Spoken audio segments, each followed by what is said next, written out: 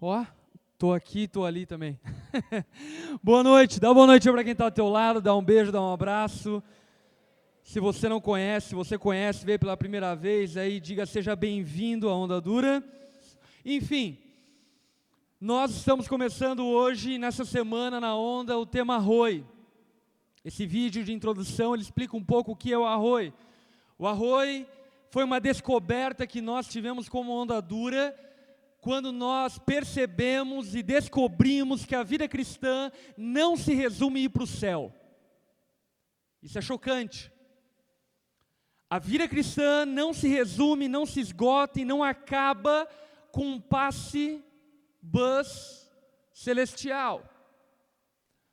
A vida cristã não é apenas um atestado de libertação do inferno e uma escritura de alguma casa nos céus.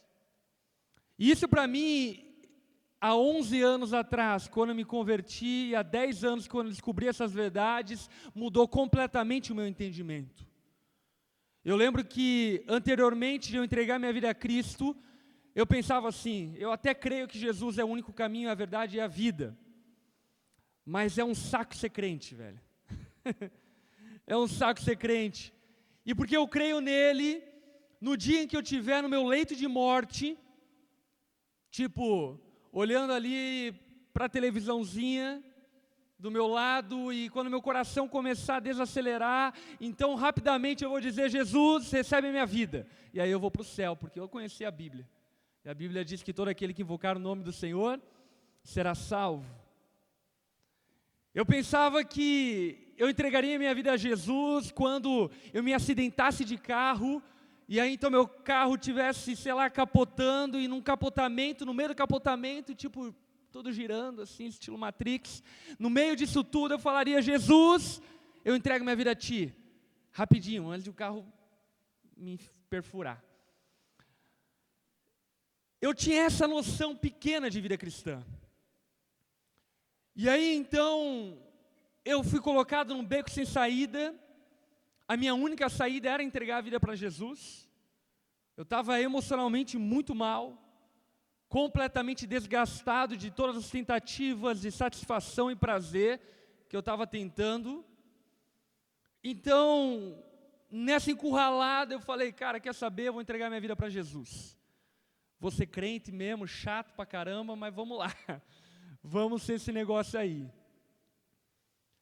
Mas diferente de muito crente, infelizmente, eu fui ler a Bíblia. E lendo a Bíblia, eu fui percebendo coisas na Bíblia que me chocaram quando eu comecei a ler. Por exemplo, uma coisa que me chocou quando eu li a Bíblia foi quando Davi diz, mais vale um dia na tua presença do que 1000 em qualquer outro lugar. Você já viu esse texto? Já ouviu falar disso? Sabe, cara, Davi, ele tinha muitas opções. Diferentemente, talvez, de mim e de você, Davi, ele tinha diversas opções. Ele podia estar em Bahamas, ele podia estar nos Alpes suíços, ele podia estar em qualquer lugar, mas ele fala, um dia na tua presença vale mais do que 1000 em qualquer outro lugar. Eu falava, quê? Um dia na presença de Deus vale mais do que 1000 na Indonésia surfando o dia inteiro. Davi está louco, mano. Ele está muito drogado. E essas coisas me chocaram, porque aparentemente Davi havia descoberto algo que eu enxergava na vida de muita gente que professava fé em Jesus, que não haviam descoberto.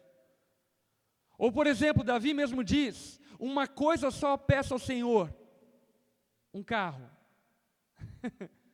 uma casa, uma namorada, um namorado, me formar na faculdade, após uma ajuda na monografia.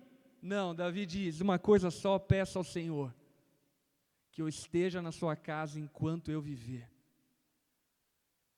Eu olhava para isso e falava, beleza, eu te respeito, mano. Ok, você quer ser crente, sim, de ficar na casa de Deus, ok, tudo bem.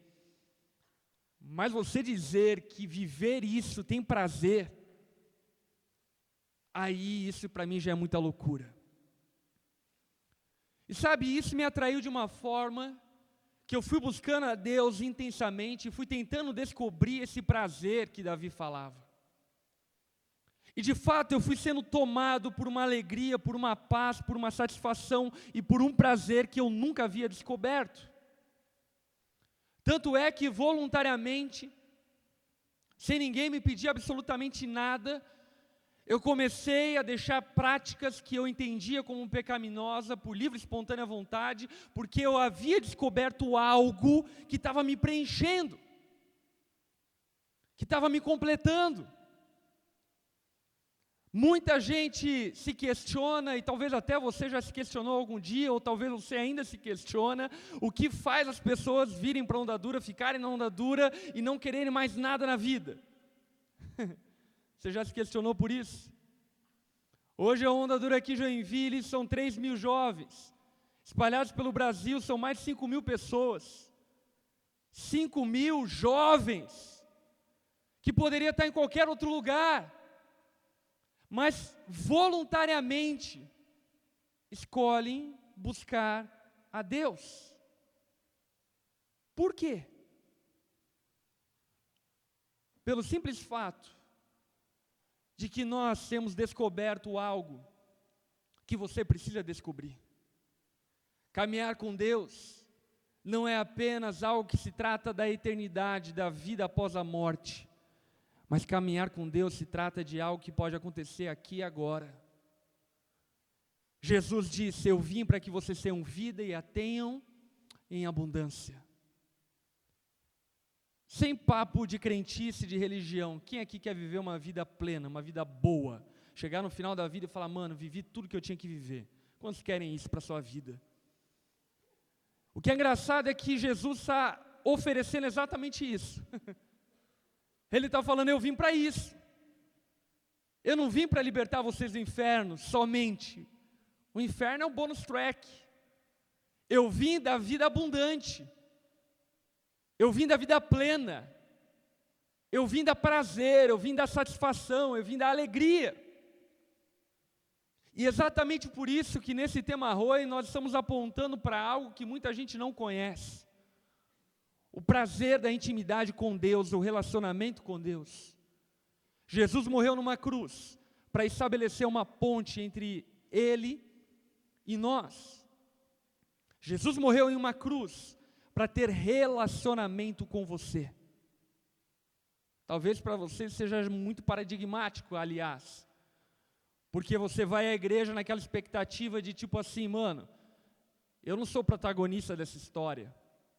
Eu sou plateia dessa história. O protagonista é Jesus. O protagonista é a galera que toca, que louva a Deus bonitinho. Mas Jesus, Ele nos chama para sermos protagonista da nossa história, num relacionamento íntimo e pessoal com Ele. É sobre isso que nós vamos falar durante praticamente 2 meses, sobre relacionamento de intimidade com Deus.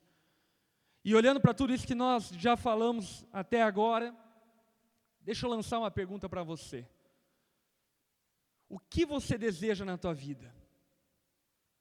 O que você deseja? A palavra fala que Deus está atento aos desejos do nosso coração. Sabia que Deus se alegra em dar aquilo que você deseja? Não que Ele seja uma lâmpada mágica, mas Ele sente prazer em dar o que você deseja. O que você deseja? Na Bíblia, algumas pessoas desejaram algumas coisas. Por exemplo, na Bíblia, Salomão deseja sabedoria. Já leram isso? Salomão, rei de Israel, ele deseja sabedoria. O que Deus dá a ele? Sabedoria. E com a sabedoria que ele recebeu, ele enriqueceu, ele prosperou, ele conquistou terras, ele avançou, ele se tornou alguém famoso, conhecido, porque ele era um homem sábio. A sabedoria produz prosperidade. E não é nem algo místico, é algo muito racional isso. O homem sábio atrai para si prosperidade. E tudo que Salomão teve foi prosperidade. E aí chega em Eclesiastes, Salomão mesmo diz, tudo é vaidade. Eu corri minha vida atrás do vento, nunca peguei. E ele tinha tudo. Alguns discípulos de Jesus desejavam poder. A mãe deles, bizarro, né? Mas a mãe dele chegou para Jesus e falou: Jesus, quando você entrar no teu reino, você tem como levar os meus discípulos, os meus filhos juntos com você e colocar um à tua direita, outro à tua esquerda? O que eles desejavam? Poder. E eles tiveram poder. Alguns da Bíblia desejaram cura e tiveram cura. Alguns desejaram falar com Jesus e falaram com Ele. Mas existem alguns personagens na Bíblia emblemáticos. Por exemplo, um deles é Moisés. Moisés era um cara muito louco, cresceu na corte egípcia, um revolucionário, um cara que queria abolir a escravatura hebreia que estava acontecendo no Egito. E ele dá uma de revolucionário, meio bolivariano, meio che guevariano, e ele sai matando todo mundo para libertar o povo hebreu do Egito. E aí sabe o que rola? Ele é perseguido, e nessa perseguição ele vai para o deserto. O que Moisés desejava? Ser um grande líder, revolucionário, libertar o povo da opressão, libertar o povo da escravatura, desejo nobre, concorda comigo? Mas ele vai para o deserto, e alguns anos se passam no deserto, até um dia que ele está andando no deserto, e ele vê um arbusto que queimava e se consumia, e não se consumia. Essa história está lá em Êxodo capítulo 3. E ele via esse arbusto queimando e não se consumindo, e de repente ele ouve uma voz saindo daquele arbusto. Era um arbusto falante. De quem era a voz? De Deus. E ele ouve aquela voz falando com ele. Ele fica chocado. Deus fala: Moisés, eu vou te usar para libertar o povo hebreu do Egito. O sonho dele está se realizando, mano. Ele vai ser usado para libertar o povo hebreu do Egito. Mas chega um momento que Deus fala para Moisés: Moisés, sai do Egito com o povo. Sabe o que Moisés fala? Eu só saio do Egito se você for junto comigo. Eu prefiro ser escravo no Egito, tendo a tua presença, do que ser um homem livre em Canaã, sem a tua presença. O que aconteceu com Moisés, mano? Ele descobriu o que realmente tem valor: a presença de Deus. A presença de Deus é aquilo que tem valor. Sabe, eu lembro que anteriormente eu pensava que o céu era o lugar mais tedioso do mundo. Não sei se você também já pensou dessa forma. Eu pensava, mano, deve ser muito chato ir para o céu, velho. A galera vestida de branco, cantando aleluia, aleluia, aleluia, aleluia, aleluia, dia e noite. Eu pensava nisso e falava, mano, isso é muito chato, velho. Quero ir para o inferno. Cantar, deixa a vida me levar. Aleluia. Que saco, imagina a eternidade inteira cantando aleluia. Obviamente que eu pensava essas coisas porque eu não tinha discernimento do que significa a presença de Deus. A Bíblia diz que lá no céu só vai existir uma coisa: a presença de Deus e nós. Que loucura! A gente não vai jogar bola? Não sei. A gente não vai surfar? Não sei. Mas uma coisa eu sei: a gente vai usufruir daquilo que realmente produz prazer e satisfação na nossa vida. E eu sei que isso é algo bem estranho. E é algo tão estranho que só se descobre vivenciando. O céu se esgota a presença de Deus em nós. A Bíblia ela conta, por exemplo, um momento onde Deus ordena a construção do templo. O templo era um lugar refinado, de muito ouro, de muita pedra preciosa, de muita seda, de muita majestade, de muita glória, de muito resplendor. Sabe por quê? Porque no templo tinha a presença de Deus. Aí a pergunta que eu faço para você é: o que tinha valor no templo? O ouro ou a presença de Deus que estava no templo? Olha que coisa louca, velho. Deus, Ele usou o ouro, Ele usou várias coisas para dar valor à presença dEle. Porque a presença de Deus é mais valiosa do que o ouro. A presença de Deus é mais valioso do que qualquer outra coisa. A presença de Deus é incomparavelmente mais valiosa do que qualquer coisa que existe no universo. Nem todo ouro, nem toda prata seria capaz de comprar e pagar aquilo que a presença de Deus é capaz de nos dar e nos oferecer. Talvez você fique perguntando, beleza, que história é essa da presença de Deus? O que é isso, velho? Primeira coisa, Isaías capítulo 62, versículo 5, é uma profecia que o profeta Isaías diz: assim como um jovem se casa com sua noiva, os seus filhos se casarão com você. A profecia de Isaías é: os filhos de Deus se casarão com ele.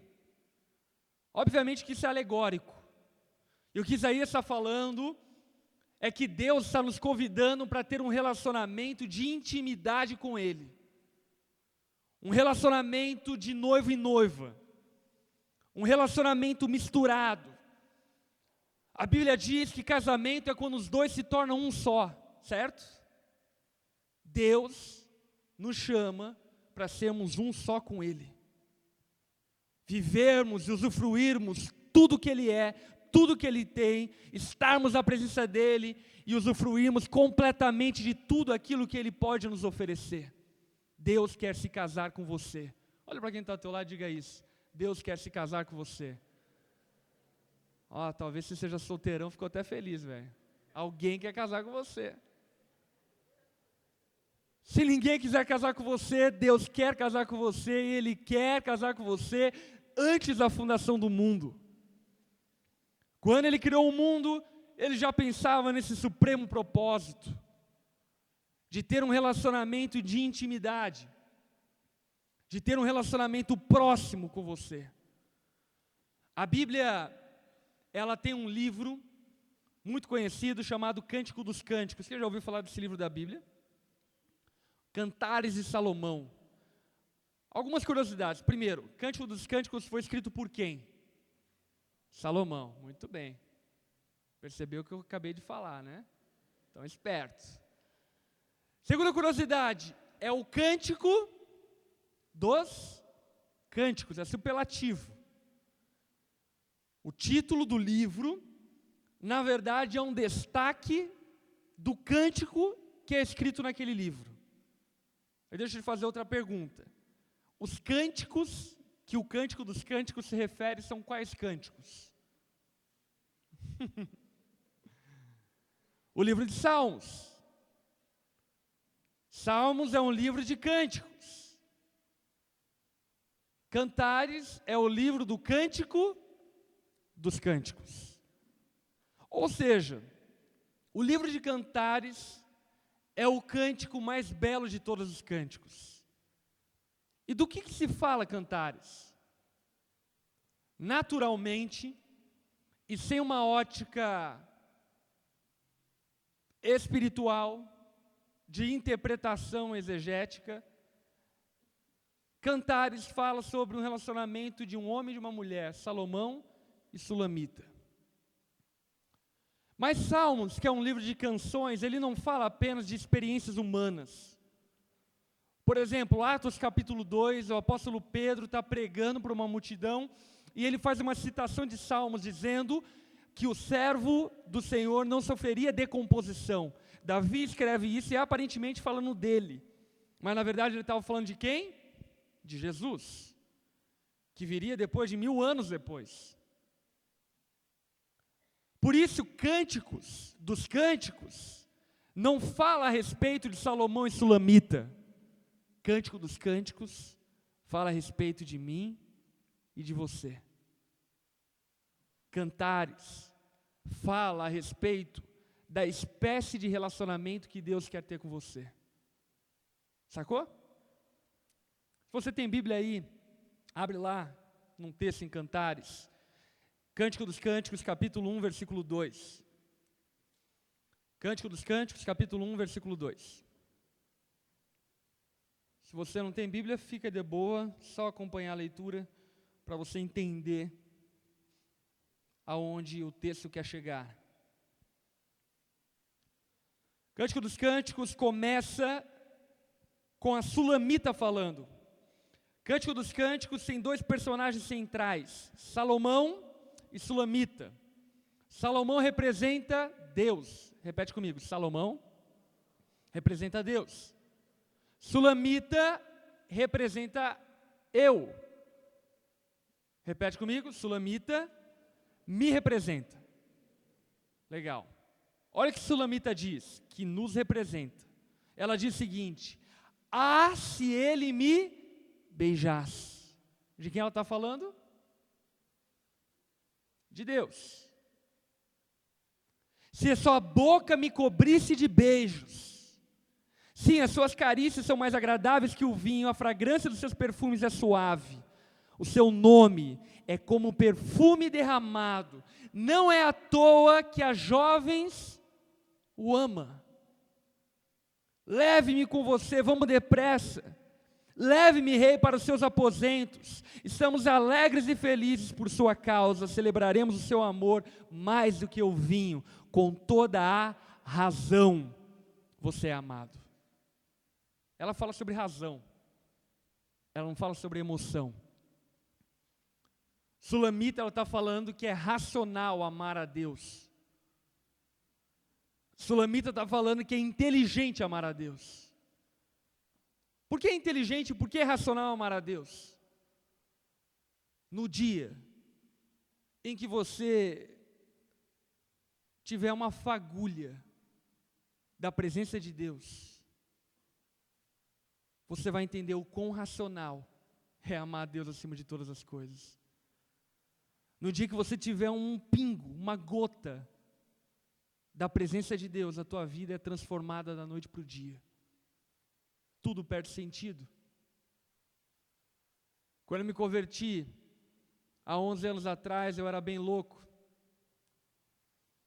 Ia para todo tipo de festa, usava todo tipo de droga, bebia todo tipo de bebida, praticava todo tipo de imoralidade, fazia tudo que me dava na teia, escutava Racionais, escutava Zeca Pagodinho, ia para as rave, ia para a festa dos boys, ia para a festa dos loucos, ia para as rave lá no Vila Nova, passava o final de semana todo fritando, voltava muito louco para minha casa, e de repente eu encontrei Jesus, e cara, minha vida ganhou outro sentido da noite para o dia. Algo me completou, algo me atraiu, algo me mudou, algo fez sentido. É como se aquela fagulha que eu senti da presença de Deus há 11 anos atrás, me dissesse que tudo que eu estava procurando, Ele poderia me dar. Todo o prazer, toda a satisfação, toda a alegria, toda a paz, toda a esperança que eu estava procurando, Ele podia me dar. Então, racionalmente, não foi emocionalmente. Tem uns crentes emocionados, que vai, tipo, Jesus, tal, enfim. Mas a gente mal resolvida do seu coração. Mas eu, racionalmente, cheguei à conclusão que deveria viver uma vida com Deus. E Sulamita, ela fala algo que me choca. Ela diz o seguinte: os jovens o amam. Quem é que ama a Deus? Os jovens o amam. Cara, a juventude, ela é o vigor de toda busca por prazer. O jovem é insano para buscar prazer. Vai dizer que não. Quanta cagada a gente faz para ter uma noite muito louca. Quanta mentira a gente conta para ter aquela mina do teu lado, para passar a noite com ela. Você fala até que ama ela, não sabe nem o nome dela direito. Sabe quanta coisa a gente inventa para ter prazer, é prazer, é prazer, a gente está à busca de prazer. E sabe, Sulamita está falando que os jovens que buscam prazer amam a Deus. Porque eles encontram o prazer em Deus. E eles encontram em Deus tudo que eles procuraram em lugares errados. Tudo que eles procuraram por aí, eles encontram em Deus e por isso amam a Deus. Porque Deus completa, Deus enche, Deus dá chapo.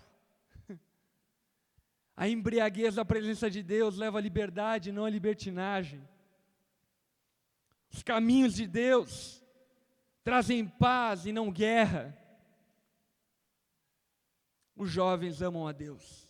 Sulamita estava falando sobre isso. E ela fala um pouco sobre a presença de Deus. Ela diz algumas coisas como, por exemplo, se ele me beijasse, se sua boca me cobrisse de beijos.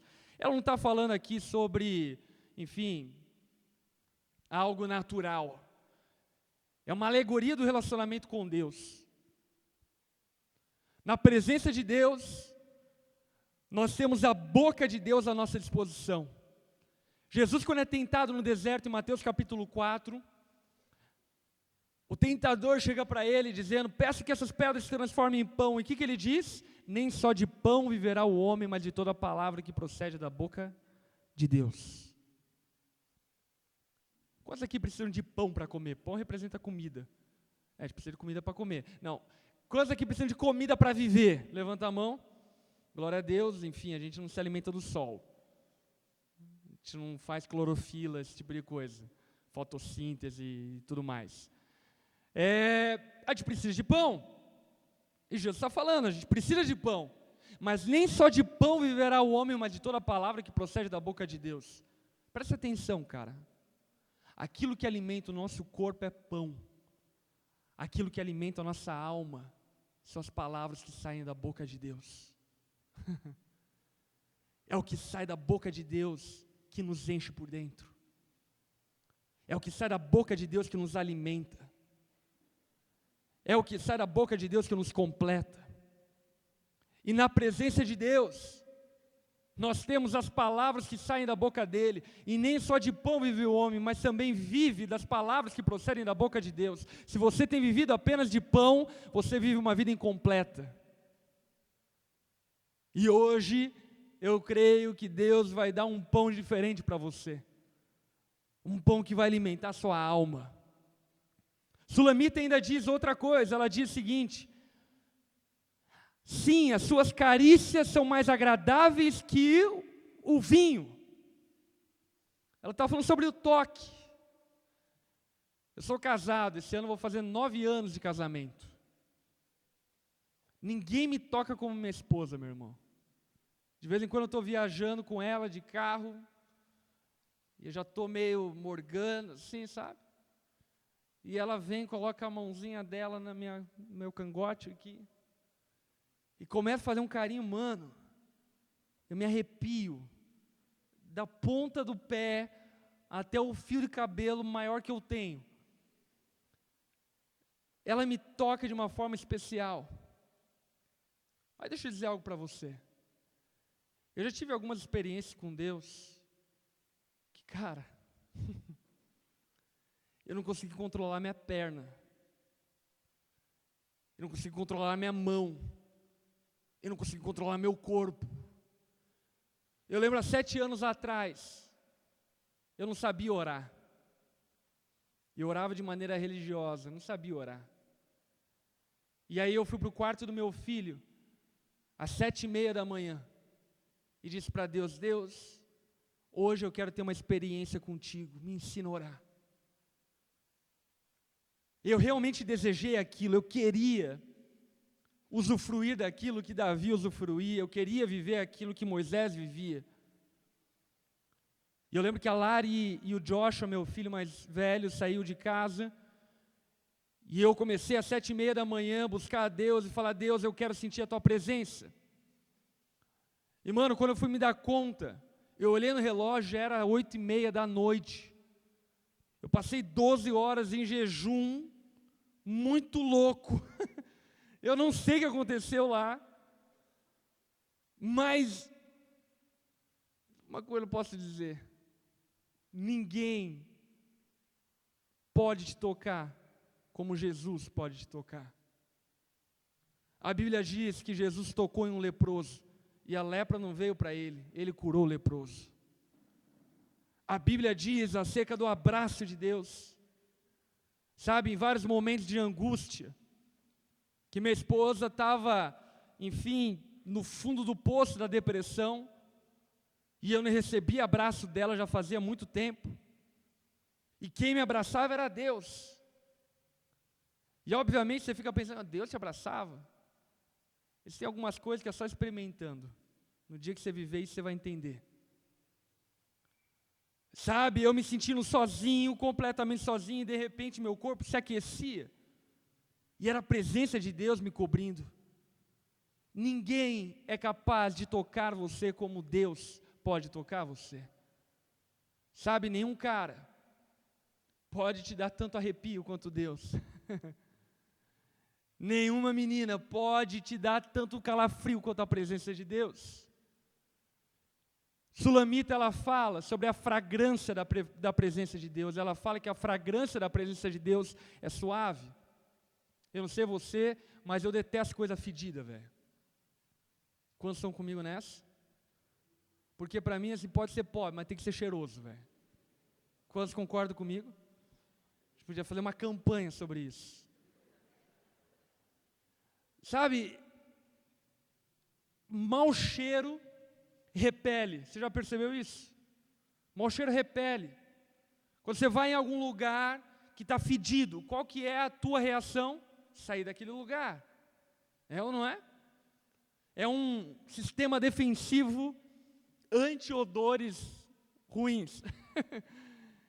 Nós somos repelidos por cheiro ruim. E Sulamita, alegoricamente, está falando que a presença de Deus é como um perfume suave, que te atrai. Que te atrai.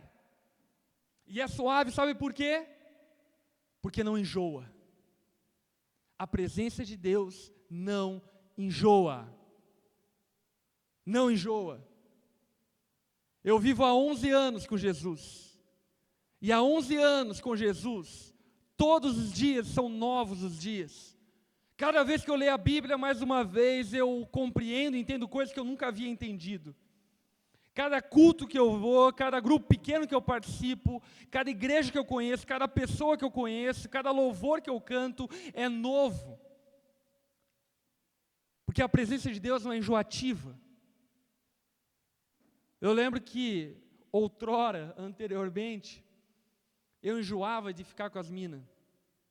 Tipo, ficava com uma mina, me enchia o saco e falava: mina, some. Eu enjoava de balada. Aliás, ter balada é um grande problema, porque as pessoas enjoam na balada. É legal, Seven Club. Alguém aqui é da época da Seven? Bierô, Rutana, Mansão, Big Bowling, Metrô Night Club, Dallas. Entrava armado. Era tipo legal, cara, era legal. Mas era enjoativo. Era enjoativo. Passavam algumas semanas, passavam algum mês, aquela balada precisava se reinventar. Porque o que eles tinham era até um perfume, mas era um perfume muito enjoativo. E a presença de Deus é diferente disso tudo, porque ela nos atrai e não enjoa. E diante disso, racionalmente, sabe qual é o clamor e o pedido de Sulamita? Leve-me com você. Leve-me depressa. Eu estou desejando viver isso. Eu quero isso para mim. Eu quero algo que não enjoa. Eu quero algo que me dá satisfação e prazer. Eu quero algo que me alimenta por dentro. Eu estou cansado de ouvir coisas que não me alimentam. Eu estou cansado de ouvir coisas que me machucam por dentro. Eu estou cansado de comer pão que me faz mal. Eu quero alimento que me faz bem, que cura minha alma. Eu estou cansado de ouvir eu te amo de pessoas que não me amam. Eu quero ouvir eu te amo daquele que me amou desde a fundação do mundo e por me amar se entregou em uma cruz para ter um relacionamento comigo. Eu quero amor verdadeiro. Eu não quero mais amor falso. E tudo isso é somente na presença de Deus que você encontra. E talvez você pense que eu estou falando discurso de pastor. Não. Eu estou falando de um discurso de um jovem que mergulhou profundamente na busca por prazer em outras coisas e que não encontrou. E que há 11 anos atrás, a presença de Deus me arrebatou e tem me atraído dia após dia.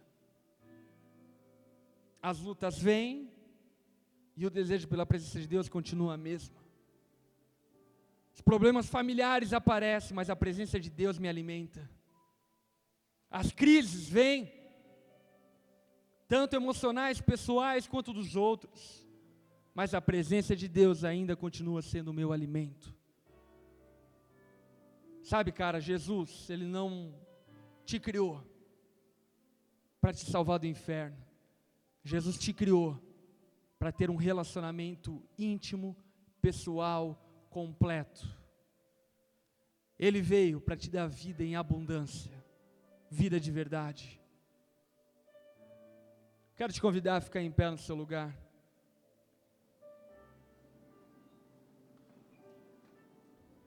Eu creio que a presença de Deus vai encher esse lugar nessa noite. E eu creio que algumas pessoas aqui vão ser tocadas por Deus. Algumas pessoas vão ser abraçadas por Deus. Gente carente, em busca de um abraço. Talvez você não foi abraçado pelo teu pai, mas o Pai dos céus não falha em te abraçar. Eu creio que algumas pessoas vão sair daqui alimentadas espiritualmente. Outras vão sair daqui atraídas para viverem mais com Deus. Feche seus olhos. E comece a orar. O que é oração? Primeira coisa, oração é sinceridade. Deus, Ele não tem palavras certas. O que atrai a Deus, o que atrai a atenção de Deus é um coração sincero, aberto, honesto, franco. Sabe, talvez você veio até aqui vazio, cara. Ou talvez você veio até aqui achando-se cheio e percebeu que está vazio. Percebeu que você vive atrás de algo que, como Salomão, nunca encontra, como um vento que você nunca pode pegar. Hoje Deus quer falar com você, hoje Deus quer te encher, hoje Deus quer te tocar. Cabeça baixa, olhos fechados. Ore a Deus, busque a presença dEle.